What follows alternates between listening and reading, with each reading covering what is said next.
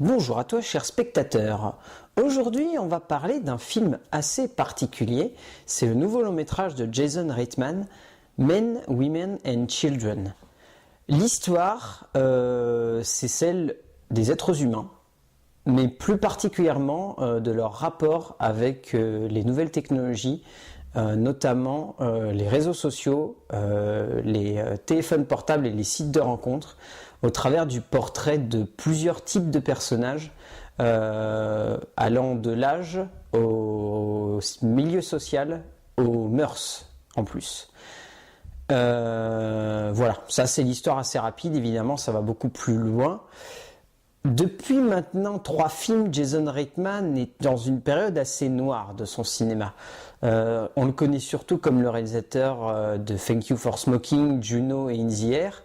Mais depuis maintenant 3 films et depuis Young Adults, il traite plus largement des rapports sociaux entre les êtres humains.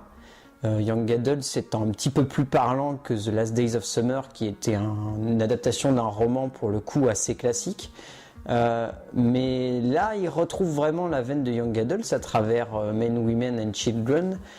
Et c'est un cinéma assez déroutant que nous livre Jason Reitman.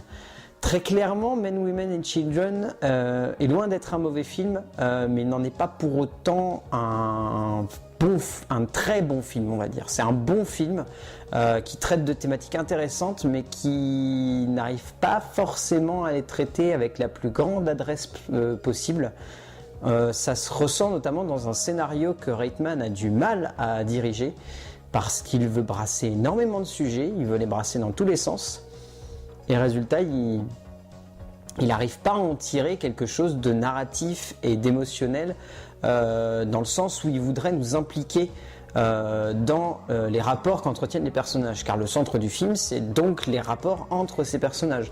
Les rapports humains, mais les rapports aussi, on va dire, technologiques. Que ce soit par le biais de certains personnages qui ont peur des réseaux sociaux et de l'expansion des nouvelles technologies, que ce soit par le biais de d'autres personnages qui les surévaluent et qui en font une utilisation un petit peu trop fréquente, et que ce soit tout simplement des personnages qui la rejettent ou au contraire qui embrassent une autre forme d'addiction technologique.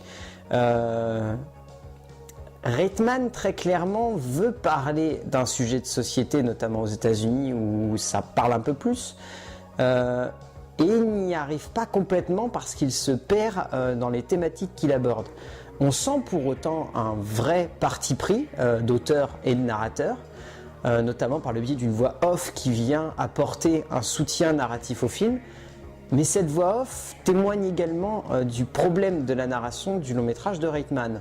On sent que cette voix off ne devait pas être présente au montage final, mais qu'elle est obligatoire pour apporter un développement autour des thématiques abordées. Et ça pose énormément de problèmes à l'immersion pour le spectateur, résultat dans le film, qui ne sait pas vraiment où se retrouver. Et ça va durer vraiment jusqu'au bout du long métrage, puisque même la conclusion ne semble pas apporter de réelles réponses aux thématiques qu'a voulu aborder Reitman. Thématique qu'il aborde aussi donc dans sa mise en scène qui cherche à aborder le rapport aux réseaux sociaux par le biais d'effets spéciaux montrant les messages et les activités technologiques des différents personnages.